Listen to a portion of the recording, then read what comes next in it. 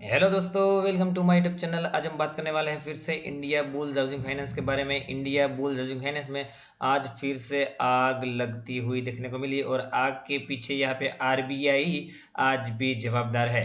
RBI की commentary ने आज फिर से इंडिया बुल्स हाउसिंग फाइनेंस और पूरे रियलिटी सेक्टर्स में आग लगाती हुई देखने को मिली। तो क्या कमेंट्री यही है और क्या डाटा निकल कर के आ रहा है यहाँ पे रियल एस्टेट के ऊपर, क्योंकि आपको पता होना चाहिए जब जब यहाँ पे रियल एस्टेट के ऊपर अच्छी खबर आएगी तो यहाँ पे एनबीएफसी जो कि खास करके हाउसिंग को लोन देती है उनके शेयरों में भी बड़ी तेजी आएगी। और यहाँ पे वन ऑफ दी एनबीएफसी है वो इंडिया बुल्स हाउसिंग फाइनेंस है।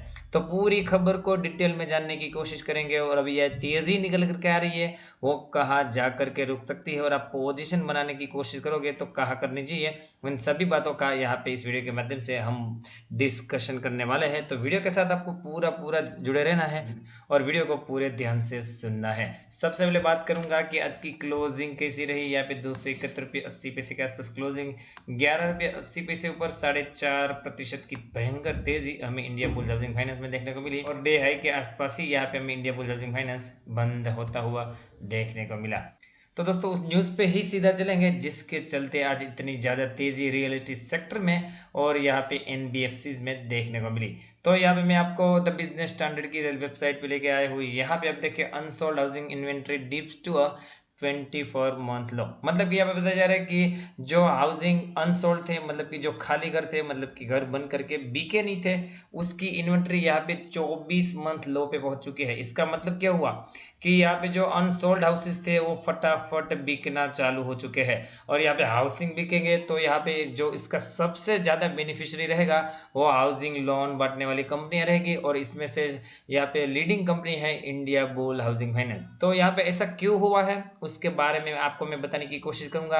आरबीआई का जो एफआरएस एप्लीकेशन था जिसके चलते यहाँ पे हाउसिंग लोनों में डिमांड आती हुई देखने को मिली है। आपको बताना हो तो बता दूं कि आरबीआई ने स्टैम्प ड्यूटी घटाई थी जो कि हाउसिंग लोन के ऊपर थी और यहाँ पे इंटरेस्ट रेट में भी कटौती करी थी जिसके चलते रियलिटी सेक्टर में तेजी आया और इसका पूरा पूरा फायदा एनबीएफसी शेयरों को जो कि रियल एस्टेट में लोन बांटते हैं उसको सबसे ज़्यादा मिले। और इसी का यहाँ पे हमें परिणाम देखने को मिल रहा है कि यहाँ पे जो इन्वेंट्री है 24 मतलब कि 2 साल के लो पे यहाँ पे पहुंच चुके हैं। In an indication the worst may be over for the reality sector in the level unsold housing inventory hit 24 month low. मतलब कि यहाँ पे बताया जा रहा है कि जो वर्स सिचुएशन थी, खराब सिचुएशन थी रियल एस्टेट के लिए, वो यहाँ पे पीछे छूट गई है क्योंकि यहाँ पे जो इन्वेंट्री है वो 24 मंथ के लो पे पहुंच चुके हैं। मतलब कि जो घर से, जो फ्लैट्स है, जो हाउसिंग है वो फटाफट बिकना चालू हो चुके हैं। According to the RBI data unsold inventory level है वो come down about 7 lakh unit on March 31 2021 from 8.5 lakh unit FY20 first quarter. मतलब कि FY20 फर्स्ट क्वार्टर की बात करें तो 8.5 ऐसे हाउसिंग थे जो कि अनसोल्ड थे, जो कि अभी मार्च 31 2021 की बात करें तो वो 7 लाख ही पहुंच चुके हैं। मतलब कि 1.5 लाख ये जो हाउसिंग है वो यहाँ पे बिक चुके हैं, ऐसा यहाँ पे डाटा निकल करके आ रहा है। इसके पीछे का कारण जैसे कि मैंने बताया कि स्टैम्प ड्यूटी में कटौती और इंटरेस्ट रेट में भी कटौती जिसके चलते यहाँ पे रियल एस्टेट सेक्टर में बूम मिले, उसी को सबसे ज़्यादा बताया जा रहा है जो कि आरबीआई ने इंट्रोड्यूस किया था। मुझे लगता है बहुत ही ज़्यादा धमाकेदार खबर है और इसी के चलते यहाँ पे रियलिटी सेक्टर में तो बूम आएगा ही आएगा और इसका सीधा सीधा बूम रियलिटी सेक्टर को यहाँ पे लोन देने वाली कंपनी एनबीएफसी को देखने को मिलेगा और इसी के चलते यहाँ पे इंडिया बुल्स हाउसिंग फाइनेंस में 5% की बड़ी तेजी हमें देखने को मिल रही है। यहाँ पे देखिए कि जो टॉप सिटीज में जो इंक्रीजिंग हुआ है कि हाउसिंग यहाँ पे जो है घर यहाँ पे बिकने का इंक्रीज हुआ है वो 24,570 यूनिट है जो कि 93% का इंक्रीमेंट हुआ है। मतलब कि ईयर ऑन ईयर यहाँ पे जो हाउसिंग बिकने का, मतलब कि हाउसिंग सोल्ड का जो डाटा था उसमें 93% की बढ़ोतरी देखने को मिली है जो कि अपने अपने बहुत ही ज़्यादा इंकरेजिंग डाटा है। तो मुझे लगता है जो एक खबर आज बाजार में आई कि अनसोल्ड हाउसिंग इन्वेंट्री जो 24 मंथ के लो पे है और आरबीआई की कमेंट्री भी पॉजिटिव आई जिसके चलते यहाँ पे हमें बड़ा बूम पूरे रियलिटी सेक्टर में और यहाँ पे एनबीएफसीज में देखने को मिला है। अभी हम चार्ट पे जाएंगे और इंडिया बुल्स हाउसिंग फाइनेंस में सिचुएशन क्या इमर्ज हो रही है उसके बारे में बात करने की कोशिश करेंगे। तो यहाँ पे चार्ट आपके सामने जीरोधा में खोल करके रखा है। यहाँ पे आप देखें कि 315 के आसपास का हाई बना रहा था, उसके बाद गिरावट आई थी और गिरावट यहाँ पे 258 के आसपास संभलने की कोशिश करी थी। हालांकि मैंने आपको सजेशन किया था कि यहाँ पे 252 के लेवल तक आ सकता है और वहाँ पे ही आपको बाय करनी है, उसके ऊपर बिल्कुल भी बाय नहीं करनी है। तो मेरा स्टेटमेंट अभी भी कायम है, यहाँ पे 252 के आसपास ही आपको बाय करना है और आपका एसएल रहना चाहिए 245 के थोड़ा सा नीचे।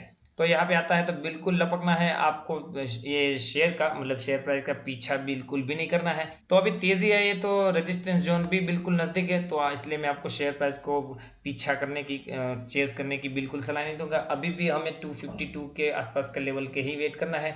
आप चाहो अग्रेसिवली बाय यहाँ पे 255 के लेवल से ही कर सकते हो, इसमें कोई डाउट नहीं है, परंतु 270 के ऊपर मैं आप बाय करने की बिल्कुल भी रिकमेंडेशन नहीं देने वाला हूँ। 275 से लेके 285 का एक जोन है जहाँ पे एक रेजिस्टेंस जोन है, तो यहाँ से बिल्कुल वापस आ सकता है अगर यहाँ पे रेजिस्टेंस का सामना किया। हालांकि रेजिस्टेंस है तो वापस तो आना तय है, पर कितना आएगा वो अभी नहीं बता सकते। हो सकता है 252 तक आ जाए और उसके बाद यहाँ पे रॉकेट बने, या तो फिर उससे पहले भी बन सकते हैं। परंतु हमें जैसे मैंने बताया कि शेयर प्राइस का पीछा कभी भी नहीं करना चाहिए।